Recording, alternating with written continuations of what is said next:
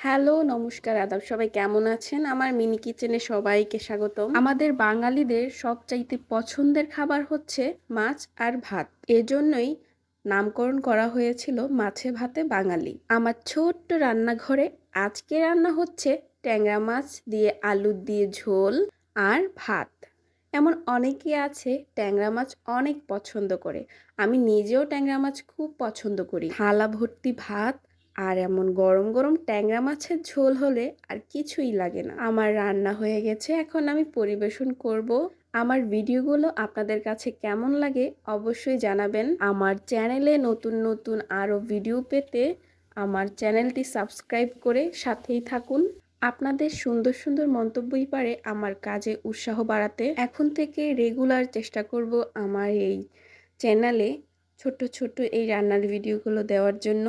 আশা করি সবাই আমার পাশেই থাকবেন। লাইক, কমেন্ট এবং শেয়ার করে আমার ভিডিওটি সবার মাঝে ছড়িয়ে দিবেন। আমার ভিডিওর আপডেট সবসময় পেতে হলে আপনার বেল আইকনে একটা ক্লিক করে রাখবেন। এতক্ষণ আমার সাথে থাকার জন্য সবাইকে অসংখ্য ধন্যবাদ। এভাবেই সবসময় পাশে থাকবেন আর আমার ভিডিওগুলো সবসময় ফলো করবেন।